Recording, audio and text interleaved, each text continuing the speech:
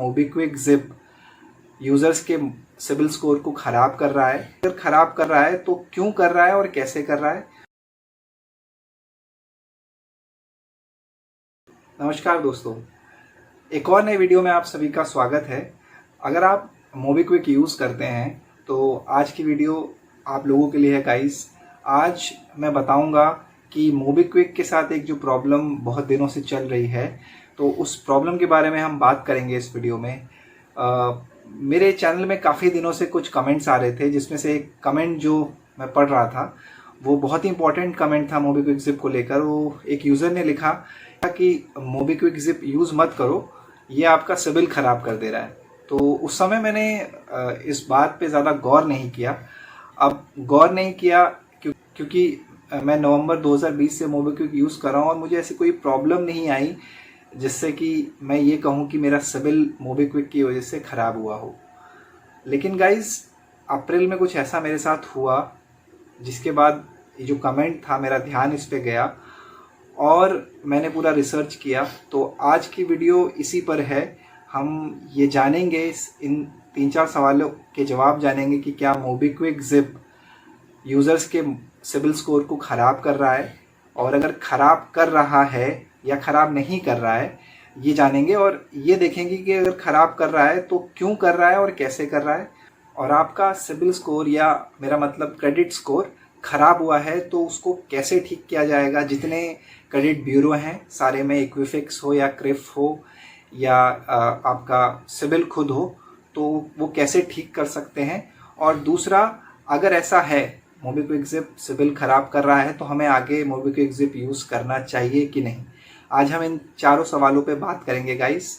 तो नमस्कार, आप हैं टेक्निकल कार की यूट्यूब चैनल में। मेरा नाम है हरी। तो चलिए शुरू करते हैं इस वीडियो को। तो आगे बात कर लेते हैं गाइस कि असल में प्रॉब्लम क्या थी। काफ़ी दिनों से मेरे अलग अलग वीडियोस पे ये कमेंट आ रहे थे। मोबीक्विक के जितने भी मैंने वीडियोस बनाए हैं उन वीडियोस पर यूज़र कह रहे थे कि जो मोबीक्विक जिप है वो पेमेंट करने के बाद भी ऐसा करता है कि आपकी पेमेंट ड्यू दिखाता है, और उसके बाद कई सारी चीज़ें उनके पूरे क्रेडिट रिपोर्ट पे जो भी उनका सिबिल स्कोर होता है या एक्सपीरियंस स्कोर जो भी होता है उस पर वो चीज़ शो होती है। तो ऐसी बात हो रही थी। तो अब क्योंकि मेरे साथ कुछ ऐसा नहीं हुआ था तो मैं इस पे कुछ कह नहीं सकता था, और ना मेरे पास ऐसा कोई किसी यूज़र ने डॉक्यूमेंट दिया था या मेरे को कोई मैसेज किया हो टेलीग्राम पे जो मैं बता सकता था। तो अब मैं पूरी अपना एक्सपीरियंस बताऊंगा, और उसी एक्सपीरियंस के हिसाब से मैं 3-4 सवाल जो मैंने अभी शुरू में बताए आपको, जिस पे हम आज बात करेंगे, उन सवालों के जवाब मुझे मिले तो उस पर पूरा मैं बातचीत करूंगा। तो शायद आपके जो सवाल हैं उनके जवाब भी आपको मिल जाए। तो सबसे पहले पूरे वीडियो को आप देखिएगा तो ही आप मेरी बात को समझ पाएंगे। हुआ ये कि अप्रैल में मैं अक्सर अपना जो मेरा क्रेडिट स्कोर है वो मैं चेक करता हूँ। मैं देखता हूँ कि मेरा क्रेडिट स्कोर कितना बढ़ा कितना नहीं बढ़ा। रिसेंटली मेरे 1-2 क्रेडिट कार्ड्स अप्रूव हुए तो मैं चेक करता रहता हूँ कि कितना मेरा स्कोर डाउन हुआ है हार्ड इंक्वायरी की वजह से और कितना आगे बढ़ा है। तो ये मैं अक्सर कर रहा हूँ। तो अप्रैल में जब मैंने अपना क्रेडिट स्कोर चेक किया तो गाइस मेरी आंखें बिल्कुल एकदम से मैं शॉक हो गया कि ये क्या हुआ मेरे साथ। मेरा क्रेडिट स्कोर 842 था। एक्सपीरियन में मेरा क्रेडिट स्कोर वो 842 से डायरेक्ट 749 पहुंच गया। अब जब ये चीज़ मैंने देखी तो मेरा बिल्कुल मेरे पैरों के तले से ज़मीन खिसक गई। तो मैंने कहा यार ये क्या हुआ मेरे साथ। 842 से सीधा 749, 93 पॉइंट मेरा क्रेडिट स्कोर गिरा दिया इन लोगों ने। तो अब मैं बिल्कुल समझ ही नहीं पाया कि क्या हुआ। फिर एकदम से जब शुरू में मैंने रिपोर्ट देखी जो उसमें अकाउंट्स दिखा रहे थे, लगभग 8 नए एक्टिव अकाउंट्स मेरे उसमें शो होने लगे। तो मेरा दिमाग चकराया। मैंने कहा ये 8 अकाउंट, मैंने ऐसे कोई भी मैंने ऐसा कोई लोन नहीं लिया है जो एक्टिव अकाउंट नहीं होने चाहिए, या मैंने कोई खरीदारी नहीं किया, कोई भी नया ऐप ट्राई भी नहीं किया। अगर मैंने ऐप ट्राई भी किया है तो 8 इंक्वायरीज छोटी छोटी कैसे, मैं बिल्कुल नहीं समझ पाया इस बात को। अभी तक मोबीक्विक जिप कहीं आया नहीं है गाइज। अभी मुझे खुद नहीं समझ में आ रहा है कि मेरे साथ हुआ क्या है। तो जब ये पूरी बात हुई तो अब मैंने जब पूरी डिटेल अपनी क्रेडिट रिपोर्ट देखी एक्सपीरियन की, मैं एक्सपीरियन का ही स्कोर बता रहा था अभी, तो उसमें मैंने देखा कि मेरे 8 जो अकाउंट्स हैं वो एक्टिव दिखा रहे हैं, नए मेरे अकाउंट्स खुले हैं।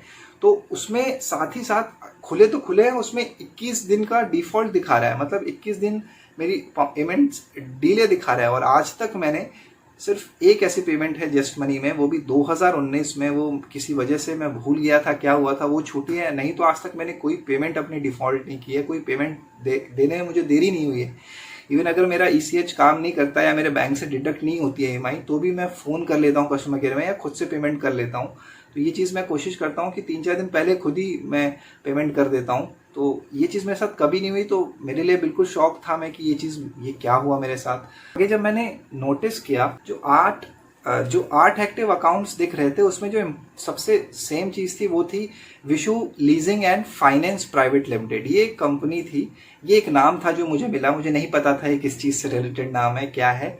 तो इसके सारे जो इंक्वायरीज है वो मेरे क्रेडिट रिपोर्ट में थे। तो अब मैंने सबसे पहले इसी नाम पे फोकस किया, मैं नाम को सर्च किया गूगल पे, तो मैं इस नाम से पहुंचा इनक्रेड पर। इनक्रेड गाइज एक NBFC है, नॉन बैंकिंग फाइनेंस कंपनी है, एक बैंक से थोड़ी अलग होती है।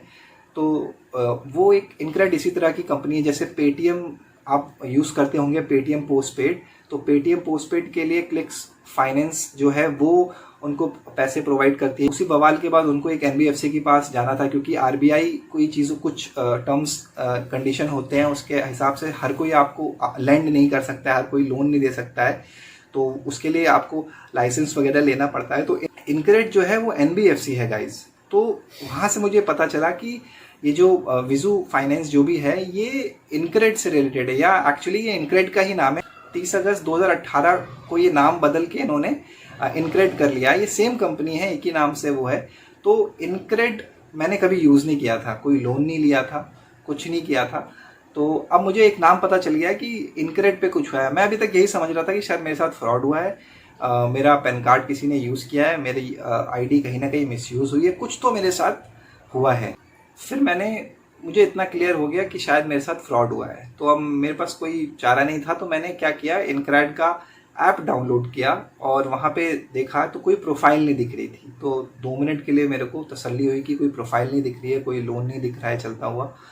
तो अभी भी लेकिन वो क्यों दिखा रहा है जब लोन नहीं है, कुछ नहीं है। तो फाइनल ऑप्शन मेरे पास एक ही था, मेल मैं कर नहीं सकता था, तो क्योंकि मेरे को जानना था कि क्या हुआ भाई, ऐसा क्यों हो रहा है। तो मैंने डायरेक्ट कस्टमर केयर पे कॉल की। तो यहाँ से जब मैंने कॉल की तो मुझे समझ में आया पूरा जो माजरा है क्या है, कि असल में जो इनक्रेड है वो लेंडिंग पार्टनर है मोबीक्विक जिप का। तो वहाँ जो कस्टमर केयर में बात हुई उन्होंने मुझे बताया कि सर एक्चुअली आप मोबीक्विक जिप यूज़ करते हैं, तो वो जिप जो है वो उसके लोन शो हो रहे हैं।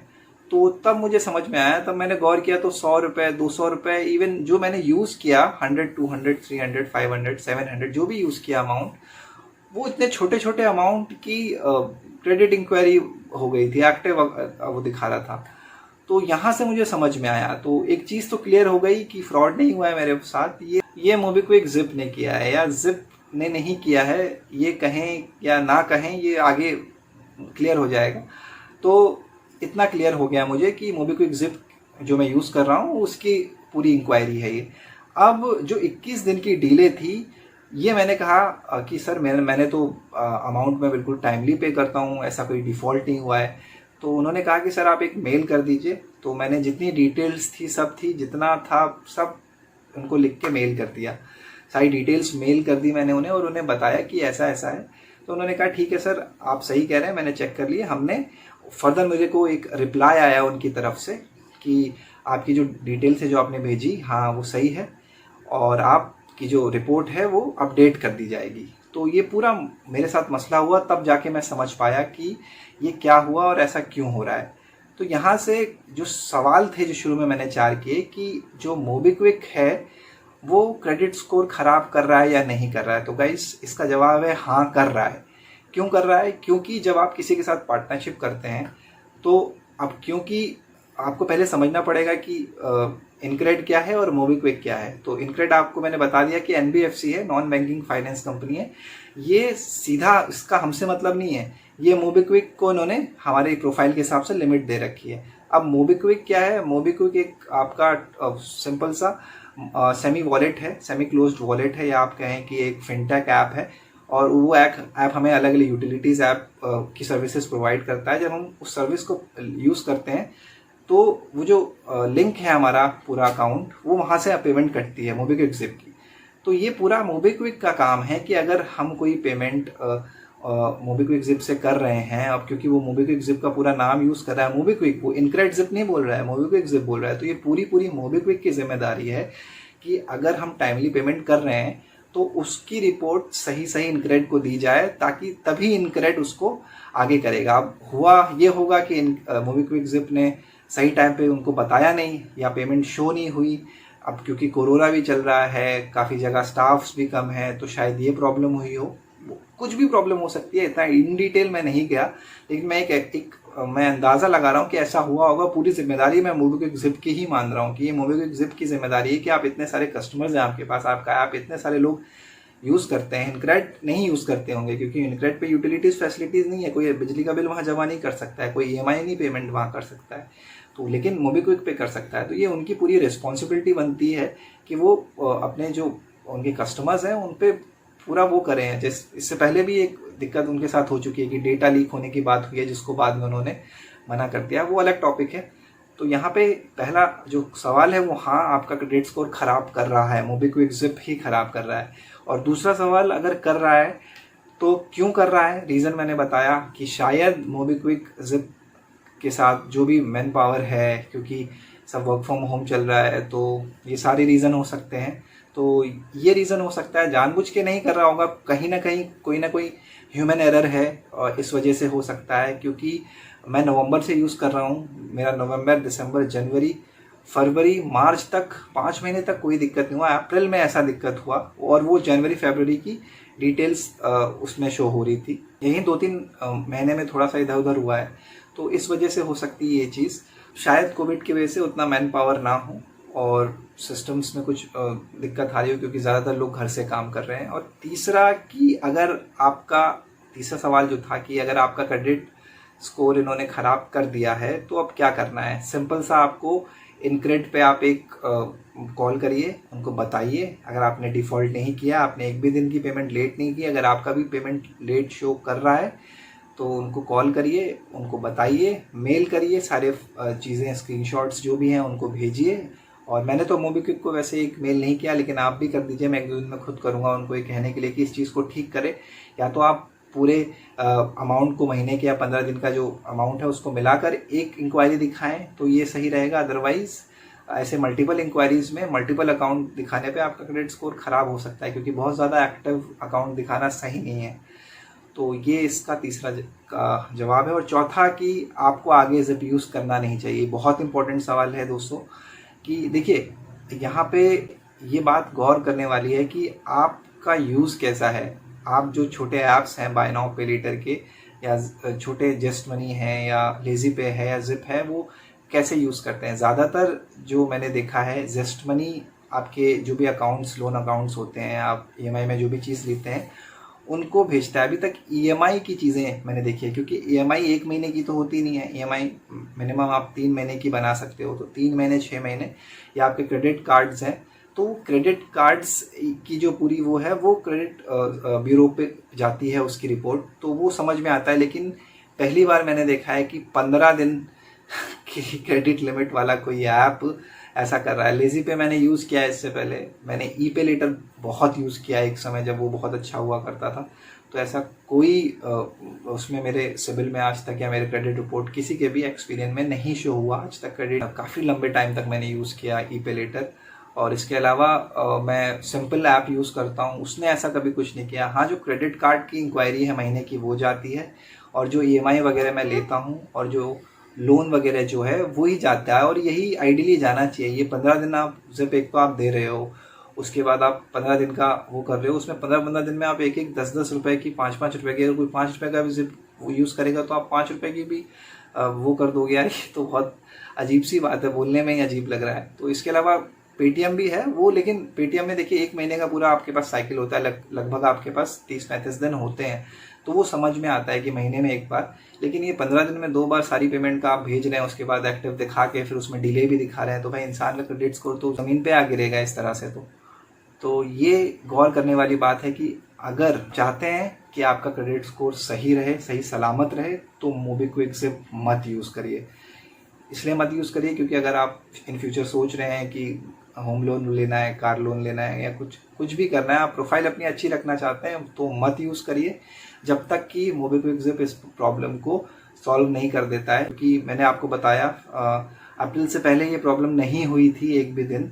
तो अगर ये पहले जैसे हो जाता है कि अगर आप कोई पेमेंट डिफ़ॉल्ट करते हो तो वो रिपोर्ट भेजिए, वो बेटर है। लेकिन 15 दिन की 2-2 साइकिल्स में इस तरह से वो करना मेरे हिसाब से सही नहीं है। तो ऐसा ठीक हो जाए तो ही आप मोबीक्विक ज़िप यूज़ करिए गाइस। तो ये ही पूरी स्टोरी थी गाइस। तो मैं आशा करता हूँ कि जिन लोगों ने ये सवाल किया था कि मोबीक्विक ज़िप क्रेडिट स्कोर ख़राब कर देता है, तो हाँ, ख़राब कर रहा है। क्यों ख़राब कर रहा है, मैंने रीज़न बताया आपको कि उनका जो NBFC पार्टनर है इनक्रेड, उस तक शायद इन्फॉर्मेशन नहीं पहुँच रही है, या हो सकता है इस लूप में अगर मोबीक्विक कुछ बोलता है तो समझ में आए, अदरवाइज हो सकता है इनक्रेड की तरफ से भी गलती हुई हो, ये भी पॉसिबिलिटी है। लेकिन मैं मोबीक्विक की ज़्यादा जिम्मेदारी इसलिए कह रहा हूँ क्योंकि हम मोबीक्विक यूज़ करते हैं, क्योंकि मोबीक्विक ज़िप में हमें वो पूरा फीचर मिलता है। पूरी जिम्मेदारी मोबीक्विक की। हमने इनक्रेड ऐप डाउनलोड नहीं किया, हमने इनक्रेड से पेमेंट नहीं की थी, या इनक्रेड से हमने मोबाइल रिचार्ज नहीं किया था, हमने मोबीक्विक से किया था। तो हम उनके कस्टमर हैं, तो ये पूरी उनकी रिस्पॉन्सिबिलिटी है। तो इसलिए मैंने कहा कि हाँ, वो ख़राब कर रहा है और कैसे ठीक करना है गाइस मैंने आपको बता दिया है। इसके अलावा अगर आपका कोई भी सवाल हो तो कमेंट बॉक्स में ज़रूर पूछिएगा। आप कैसी वीडियोस देखना चाहते हैं, कोई सवाल हो किसी भी तरह का, आप मेरे से पूछ सकते हैं गाइस। आप लगातार आपका सपोर्ट मिल रहा है। अगर आपको वीडियोस मेरी अच्छी लगती है, इन्फॉर्मेटिव लगती है, तो चैनल को सब्सक्राइब ज़रूर करिएगा, वीडियो को लाइक करिएगा। हमसे टेलीग्राम पर जुड़ सकते हैं और इंस्टाग्राम पर भी जुड़ सकते हैं, उसका लिंक मैंने अपने डिस्क्रिप्शन बॉक्स में दे रखा है। तो वहाँ हमसे जुड़िए, सवाल करिए, और कुछ शेयर करना है तो वो भी शेयर कर सकते हैं। तो अपना ख्याल रखिए, सुरक्षित रहिए। Good night, piece.